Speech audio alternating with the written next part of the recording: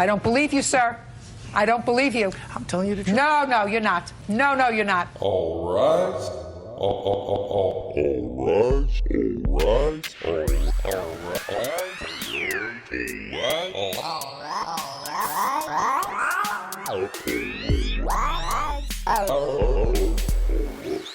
For Judging Judy. All right. Hello and welcome to Judging Judy, the only podcast that asks the question, is Judy innocent? Like the Black Eyed Peas in that one song, this episode comes from 2008, not 2000 and late. April 25th, 2008 specifically. We've got a case about a lady who blames her neighbor for stealing her dog, her cat, and her jewelry. But before we jump into things,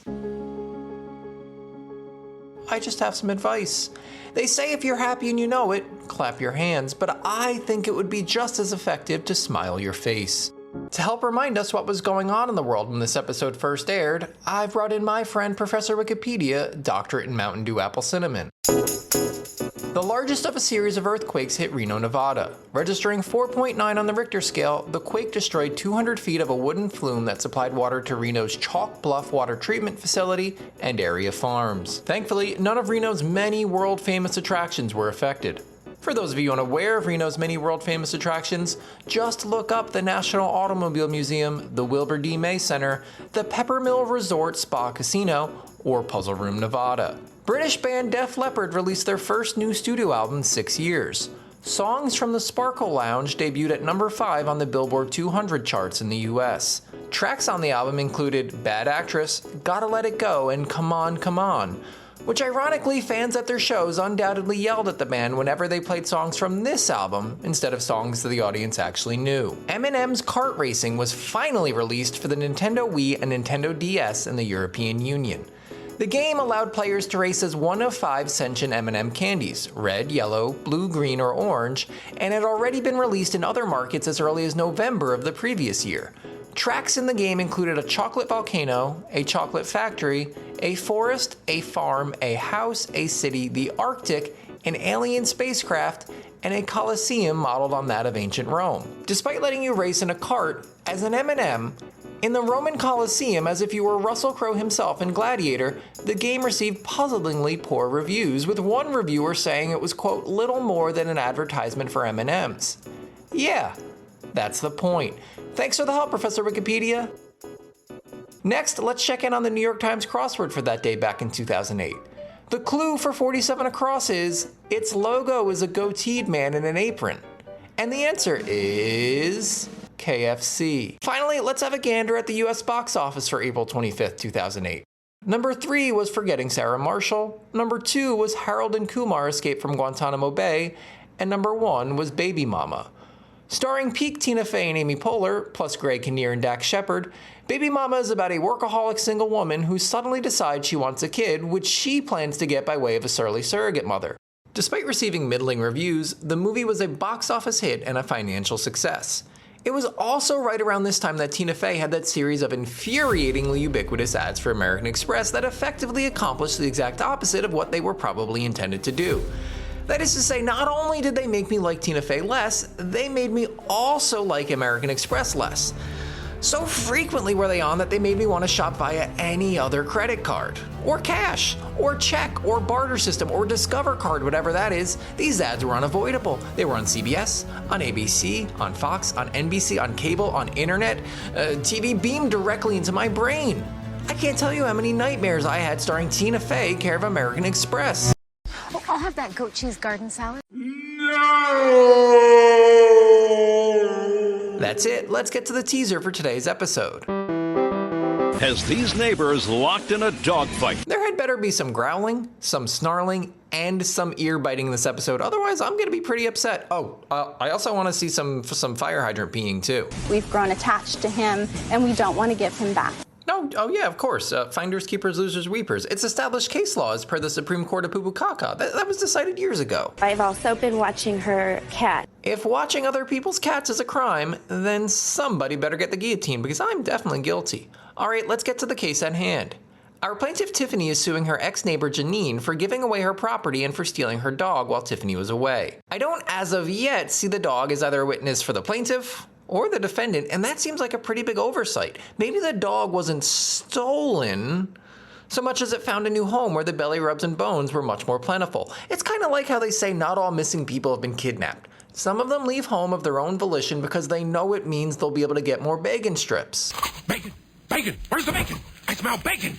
Janine says Tiffany has a history of making similar accusations. Okay, but are the accusations true every time? Like, do you keep selling her stuff and stealing her dogs? Because I could see how that might result in her making the same accusations over and over and over again.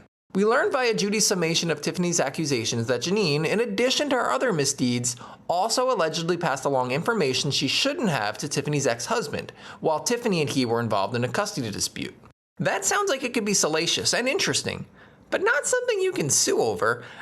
I have this, there's like a freedom of speech? Is freedom of speech, is that what it's called? I faintly remember something like that. Am I just imagining things? Is that not a thing anymore, like Beanie Babies or the separation of church and state? The defendant says that while the dog was originally yours, you abandoned it. She considers the dog now hers. Janine denies all of Tiffany's accusations and in fact has a counterclaim of her own. But it's one that Judy pretty quickly indicates won't pan out. For some nonsense involving caring for the same animal that she now says is hers. Well, fine, but if you can't get paid to take care of a dog you stole, then what's the point of stealing it at all? We kick things off by learning that the two met, of course, by being neighbors and by way of their sons playing together. It's a classic friendship of convenience. It's when you may or may not actually like one another, but the thought of going slightly more out of your way to find someone you incrementally like more is just not worth the effort. Inertia, is there anything it can't do? Every morning I walk my dog and she takes her son to school at the same time. No doubt, Tiffany's dog and Janine's kid made their similarly timed trips in nearly identical ways. On a leash, carrying a chew toy, and marking every other tree along the way. Tiffany says that she was preparing for a trip out of town when Janine said that it would be ridiculous for Tiffany to pay a company $30 a day to watch Robert the dog when she could do it instead, especially since Robert got along with her and her son. I was going to be away a few months to try to find a home in Las Vegas, Nevada. A few months? A few months? There are houses all over the place in Las Vegas. It won't take a few months. God, no longer than a week or two at most. Also, this means that Janine was offering to do $2,500, $2,700 in dog watching for free. And where exactly were you going to live in Vegas while you were away looking for a new house there? Couldn't you look for a new house online or with newspapers or a realtor? And were you still paying for your old house? And where was your kid during this whole period? That's a lot of questions. I know. I might be getting ahead of myself, but I just feel like a stolen and or abandoned dog with a bone here. Also, and I want to make this clear, I am not prejudging Tiffany on this one. Despite all of my questions that I just stated, I'm still open to the idea that she's in the right. In fact, I actually already have a modicum of respect for her, just for giving Robert such a dignified name. Not Bobby, not Robbie, Robert. Despite the dogged determination of a certain worm-infested Nepo baby, Robert is still a name that carries weight. It inspires admiration. It doesn't make you immediately wonder how any woman, never mind many women, could have sex with such a drug-addled, selfish crater of a human being who shares the same name. It's still a good name despite all of that. Oh, who are you talking about? Tiffany provides a little clarification as to what she had in mind before Janine stepped in. No, it's a boarding facility. He wasn't going to be left unattended at my home. All right. I guess that kind of answers a few of my questions, but I still think a few months to find a house in Vegas is ridiculous. A city that big? There have to be at least a dozen houses there. It can't be that hard to find one of them. There's some disagreement as to when Tiffany says she left versus when Janine says she started watching Robert. Tiffany says she left July 1st. Janine says dog sitting duty started June 4th. Something's not adding up here. Whichever it is, I hope that Robert was getting twice the breakfast, twice the lunches, twice the dinners, and twice the treats for 26 days because, number one, before anybody else, I'm rooting for Robert. Tiffany says that over the summer she came back 3 separate times to her old house. And what did you do on July 25th? I was accompanied by Officer at San Ramon Police Department, and he accompanied me to her home, and there was no answer. And again, I'm afraid I'm just gonna have to hit with these questions here. Why did she bring the cops to her old house? Was there some inciting event they haven't told us? Because I have a feeling that the San Ramon Police Department aren't fond of just going around helping people knock on other people's doors. Cops are in it for a couple of things. A couple of things I know, and doorbells aren't on the list. They're in it for the donuts. They're in it because of the power trip, the overtime, the broad immunity from from any offense, really. Any offense, whether it's while they're in uniform or out of uniform. They're in it for the lack of accountability. I don't think they're in it for the doorbells. Tiffany says that the same thing happened during her August visit without providing any additional information as to why she had to bring a cop along and pry him away from his bear claw for a moment. Before Tiffany starts to explain how the same thing happened in September, Judy asks what she did in the intervening months. I went back to Las Vegas. Why didn't you go to small claims court? I filed my paperwork in small claims court. Small claims court, where the claims may be small, and so are the prices on pre-used Hyundai Sonatas at your local Southern California Hyundai dealers. Hyundai, guaranteed not to fall apart until after you leave the lot. But for the moment, back to the case, we're doing things out of order. What happened here? We know stuff was allegedly stolen. We know the dog was stolen. We know all of that. But we don't have any context, any explanation for how things broke down between these two. Last thing we knew, Janine was saving Tiffany $2,500, and now Tiffany's trying her luck at Las Vegas Small Claims Court. What happened? How did you know things were supposedly stolen? Can we start there? No. Too late for that. It turns out we can't start there. In fact, we're just gonna keep on moving. We learned that Tiffany had some trouble filing with the courts. Turns out she filed with the wrong court. She had to refile with another court. There were clerical errors. Judy's getting aggravated because Tiffany has lots of paperwork, but not paperwork from the courts. It's all exceedingly uninteresting and doesn't clarify any of the pressing questions about the case. It's about as fun as listening to someone talk about the bad day they had at the DMV. We get it. It was miserable. We don't need to hear about it. Tiffany says that in the meantime, she tried to communicate with Janine via text, especially given the fact that Janine had sent her a text with photos of Robert. Photos I definitely want to see. Through text, she had sent me a few texts of Robert, and then she had sent me a few texts on here as of October, a picture like antagonizing of, here's your dog, but you're not getting him back. He's legally mine. Robert, look up at the camera. Who's a good dog? Who's a good dog? Look up, Robert. Look up. Give me a face that says, I'm happier here with my new mommy than I ever was with my old mommy. Tiffany says she replied not with a sad emoji or a crying face emoji or even with a Santa Claus emoji that she quickly had to delete because it was a typo. She says she told Janine that she was actively going through the courts to get back what was hers, even though we still don't know how she lost it to begin with. She goes, let me talk to my husband and see what he has to say about returning this dog. We've grown attached to him. Well, sure, but you can also super glue yourself to a dog and it doesn't make him yours. Don't try that at home and blame me. Rhetorically, you can rhetorically super glue yourself to a dog. Anyway, Tiffany says that communication with Janine was difficult and that Janine would only communicate via text, not phone calls, and definitely not when Tiffany showed up at her door with a cop. Judy wants to move on to the alleged stolen property, eliciting a gleeful smirk from Janine. I'm not sure how to interpret it. It's like she's telling me she didn't steal anything, but that the thought of stealing things is very funny. Or that she did steal this stuff, and she's on laughing gas. The property is jewelry. What jewelry? Some Tiffany jewelry. Tiffany jewelry. Where did you leave it? In my jewelry box that she had in her possession. That seems strange. No, I get it. Tiffany was going to drop the jewelry off at the jewelry kennel, but then Janine thought it was ridiculous to pay $30 a day for that when she and her son loved the jewelry. They loved playing with the jewelry. No, that makes perfect sense. Tiffany goes on to give a kind of unhelpful explanation for how her jewelry box got into Janine's hands.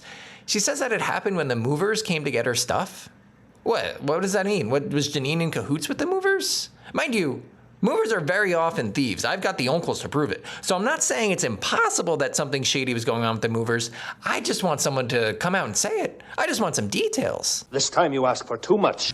She's had a key to my residence the whole time that I was gone. Okay, that's interesting. It doesn't answer any questions. It just opens up new questions. But sure, great. Thanks for letting us know. Did you file a police report? No, I did not. Why not? A police report? She couldn't have filed one of those. Those require detail. And we have no detail, not in this case. Also, the cop's hands were busy.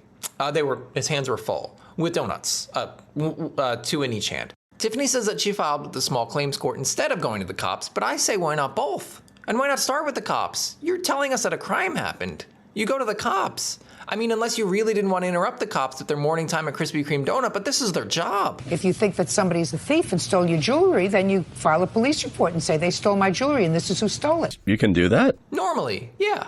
But that may not be the case if you know the whole thing is kind of flimsy because you either gave them the jewelry box or gave them the key to your house or both. Increasingly skeptical that anything at all was stolen, Judy says that most people would take their jewelry with them if they were away for 2 months. And that's sort of a neither here nor there. Maybe they do, maybe they don't, but it's much more sensible to think that someone willing to take the matter to small claims court would also think to notify the police. The police that they keep bringing to their neighbor's house. But I have a witness here that can say that she was given my jewelry box at the time because the movers could not move my jewelry. Wait. Who did you hire to move your stuff, Ants? I'd understand if they couldn't move a grand piano or a safe full of Kruger ants, but it's a jewelry box. Come on. Judy says that she wants to hear from Tiffany's witness, no doubt curious as to why Tiffany had hired a bunch of noodle-armed toddlers to move her stuff. In fact, Joseph Stevens, the witness, is just the person we need to hear from at this moment because he's the owner of the moving company. Unless what Janine says is true. But I never saw this gentleman before, and I met the movers. Well, I guess he didn't like to move it. Janine never saw Joseph, it turns out, because he wasn't there that day. He merely set up the move over the phone. However, Joseph says that he has talked with Janine numerous times. We talked on the phone, the defendant here. And? When we talked on the phone, I indicated to her that anything personal, small items of value, we're not liable for it, so she has to move them out. Wait. Why would you have this discussion with Janine, but not Tiffany, the person who was actually moving? Turns out it doesn't matter, because though Joseph may have said this to someone, he can't confirm whether they actually did it. So he's useless. Like the U.S. legislative branch in 2026, he's useless. So do you know anything else? Yeah, we just discussed, the defendant and I discussed a lot of personal information. Well, Judy has him sit back down because it's not relevant. But it's certainly strange. Why was he having these discussions with Janine? Is it normal for your mover to become BFFs with your former neighbor? It happens all the time. Judy says we're gonna move on for a moment from Robert, and then we keep talking about Robert. The dog has been with you now. July, August, September, October, November, December, January, February. We are now going. The dog has been with you 8 months. I think she forgot Smarch. Stupid Smarch. Before we get to learn where any of this is headed, we're detoured again by an alarming bit of news. There's also a cat involved in the situation. Whew, the cat's really out of the jewelry box with this case. Janine says that all the time Tiffany was away, she was also watching Sammy, her ex-neighbor's cat, and that the cat was apparently left in Tiffany's apartment? God, I hope that's not true. Did you leave a cat in your apartment? She told me that the cat had passed away. That's Janine gasping, and while maybe her surprise and her shock is authentic, I refuse to believe that the gasp was real. It was too Scooby-Doo. They added that in post. They had a gasp double. We come back from a break with Tiffany saying she didn't leave the cat in her apartment. She left it outside. She says it's an outside cat. Leaving a cat outside is, it's abandoning your cat. And while I guess that's better than locking it in your apartment, it still makes you a bad person, Tiffany. So you went for 2 months to go someplace, and you left a cat outside? Outside, yes. Because it's an outside cat? It's an outside cat. Tiffany's tone suggests that she thinks this is normal behavior. It's kind of like she's been eating plywood for years and can't understand why anyone would find that unusual. Newsflash, Tiffany, you've got splinters in your lips. Tiffany further claims that Janine was feeding and giving Sammy water, which is nothing to make Tiffany seem like any better of a human being. I hope these ants really did lose her jewelry box. Done pretending to gasp, for the moment, Janine says she never told Tiffany that her cat had died, so we turn to Janine's witness. I'm the witness. I actually took the cat. It was in distress, Your Honor. Of course it was. Tiffany left it outside. Rebecca, our witness, says that she knows that Tiffany left in June after school had ended because her son was no longer with her. He was staying in Nevada with her father, the kid's grandfather. Whew, all right, we're finally getting some questions answered. I wish we had brought in Rebecca sooner. And feels like it was a big mistake. Judge Judy, I don't even know her. One more word out of you, Tiffany, and we're gonna put you outside for 2 months. This latest stupid thing out of Tiffany's mouth elicits a long shush from Judy, which allows Rebecca to say that though Tiffany and she weren't friends, they were neighbors. Hearing Rebecca say she's not Tiffany's friends makes me like her even more. Between you and me, she's my favorite. It takes some yelling from Judy, but eventually Tiffany confirms that her kid did stay with his grandfather, that she didn't leave him outside because he's an outside kid. Janine had let me know that the cat, it was losing hair. It was a pretty old cat. So I went up to the apartment with Janine. I looked at the cat. It was losing hair. Okay, in whose apartment? In Tiffany's apartment. Rebecca confirms that with Janine and the key that Tiffany gave Janine, she went into Tiffany's apartment to retrieve the cat that had, up until then, been in the apartment alone for over a month. Who was feeding it? I was twice a day going up there, but the first week, a neighbor named Nick was the first caretaker of the cat. On July 11th, he handed me the key. It sounds like Tiffany lived near a lot of well-meaning and responsible people. It's just a shame that none of that rubbed off on her. Tiffany confirms for Judy that she left Nick in charge of the cat for the first week she was gone. Oh, Miss Rhonda, you're a fibber. Miss Rhonda, my dear, you're a big fibber. I can think of other less kind names to call her. Judy says that at least in her courtroom, liars always get caught, which is more than we can say about any of the people implicated in the Epstein files. Because what you told me 5 minutes ago was you left the cat outside. No, the cat was an outside. I'm speaking. The cat was an outside cat. You left the cat outside. It wasn't in your apartment. It was outside. Somebody gave it food and water in a dish outside. Now, when I can call and confirm the fact that you left somebody else in charge of the cat in the house, you changed your story. Okay. I hate Tiffany. I hope I've established that. But I think it's possible Nick brought the cat in himself because he was either a good person or at least a better one than Tiffany. I don't think Tiffany's necessarily lying. I think this is just her failing to account for the fact that other people know that cats shouldn't live outside without any food. She lives on the 3rd floor, so if it's an outside cat. It's to Claude. Is your cat to Claude? Yes, it is. Tiffany says she adopted the cat to Claude, which, okay, fine. But as Judy points out, a declawed cat isn't well prepared to fend for itself in the wild. Is there anything else we need to hear? I mean, I still don't understand how she came to the conclusion her stuff was stolen and why she so quickly involved the police. All of those details are outstanding, but learning any of that won't change the fact that Tiffany's not getting any money. Judy moves us back to the topic of the stolen property, which Tiffany admits she didn't see Janine take, though she claims Janine did say she took it. To whom? To me and to the movers. No, movers aren't here. They very well could be, and we just can't see them because they're so small. I'd suggest taking out a magnifying glass, but that could go wrong pretty quickly. Aha! We get to hear from Joseph again, the very helpful owner of the moving company. He says that over the course of these many phone conversations he had with Janine, she told him that she did take the jewelry box. Because again, he was having multiple phone conversations with the former neighbor of the person who had hired him to move her stuff. I want you to tell me when the defendant told you that she had the plaintiff's jewelry. When I spoke with her on the phone, I indicated to her that she had to take the valuables out. She said she would. Jewelry box, everything like that, she had to take. Otherwise, we couldn't come in and... That's not my question. It wasn't. It really wasn't. He told her to take it. We established that. That doesn't mean she did, though. And we still don't know why he was working with her instead of the person who was moving. I don't believe you, sir. I don't believe you. I'm telling you the truth. No, you're not. No, you're not. Now we move to the part of the case that seemed flimsiest to me at the beginning of the episode. Things that Janine supposedly said to Tiffany's husband? What's the worst she could have said about her ex-neighbor? She abandoned her animals? She had sent documentation to him to try to prove that I didn't have a residence in Nevada. Tiffany explains that she had always had custody of her kid, but that the battle was ongoing. She also says that Janine gained her confidence by explaining that she had lost custody of her own kids. Which seems weird because she also said that she met Janine by way of her kid and that she would see Janine and her kid when Janine brought her kid to school, but whatever, none of this case makes sense. Janine looks aghast at this latest lie, and I just hope this episode ends soon. Not soon enough. She had faxed this eviction notice. It says a notice to quit or not to give to my ex-husband and my mother as well. Let's just say Janine did this. Janine's eager to say she didn't, but let's just say she did. I fundamentally believe you shouldn't meddle in your neighbor's custody dispute. You really shouldn't, not unless there's an opportunity to either prevent abuse or report it. But beyond that, meddling in your neighbor's custody dispute doesn't actually sound like something you can sue for, or at least you shouldn't be allowed to. Judy explains that the onus is on Tiffany to prove that Tiffany sent these faxes and that they were a lie. And I'm glad I didn't say anus instead of onus. Also, if you're gonna send a fax with lies on it, you shouldn't put your name on it, and you definitely shouldn't write down that what you're faxing is a lie. That's just a Judging Judy pro tip, life hack Judy maxing. Tiffany hands Bird the faxes so Judy can see them, but Tiffany's kind of got this subdued demeanor that suggests she probably knows she can't prove what Judy said she needs to prove. Yes. It doesn't have a number from. 2, yeah. Has a number 2. Number 2. Tiffany says that the only way someone could have gotten this information was by going into her apartment. But that means that Nick could have also sent it, or building management, or Sammy the cat. He certainly had motive for revenge. She jeopardized my well-being and my son's. Let's focus on what's really important here. You jeopardized Robert and Sammy's well-being.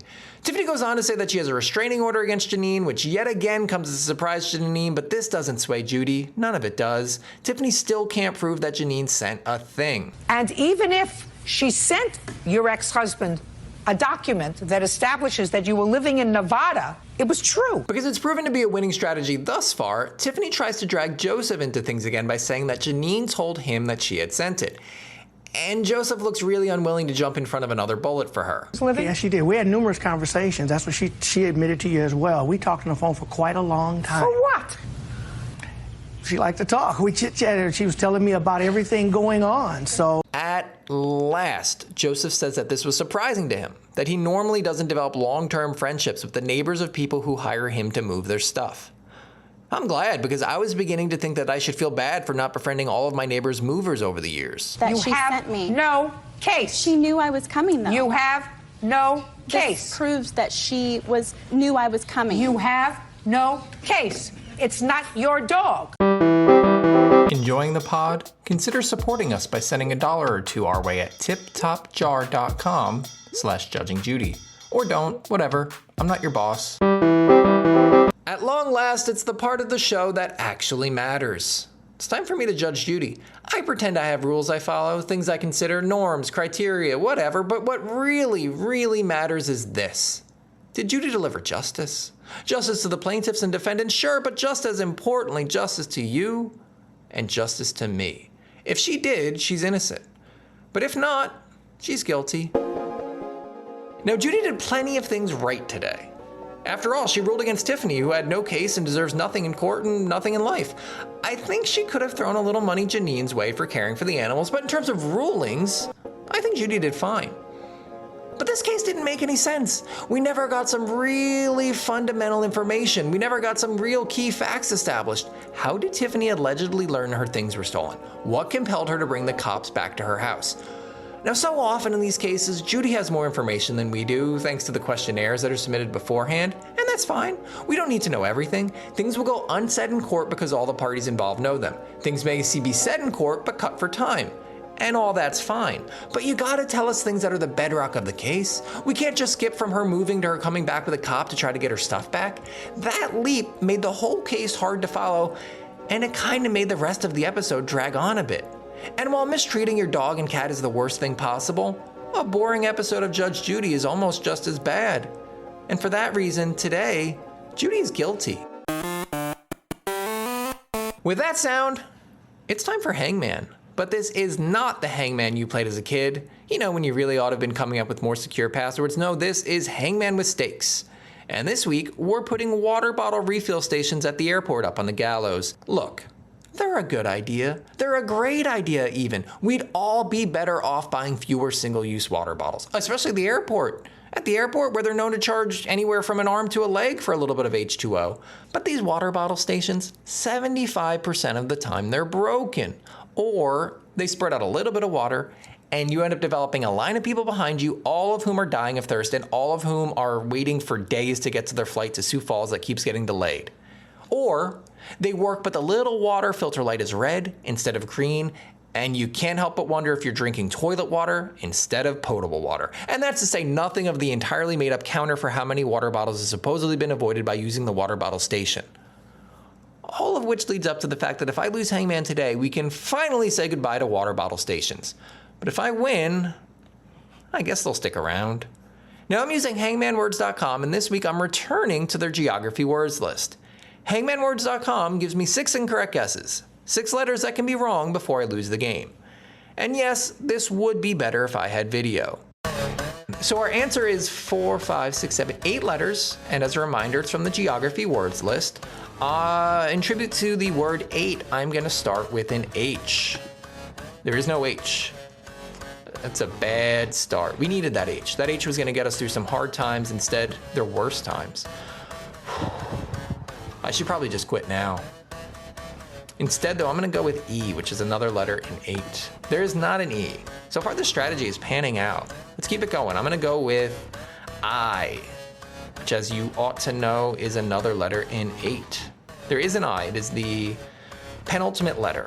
So I'm curious if it's IA at the end. I'm gonna go with an A.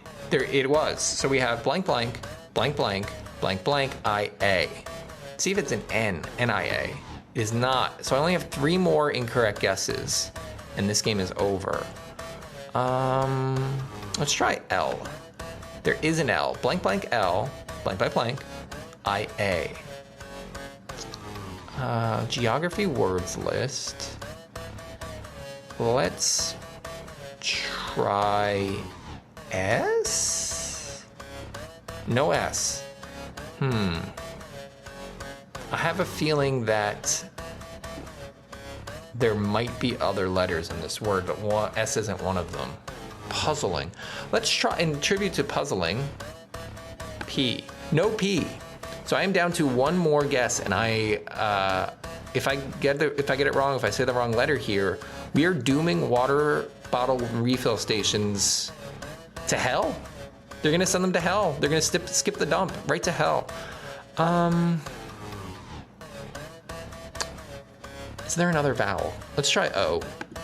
There were two O's. Blank O L O blank blank blank. Excuse me, blank blank I A.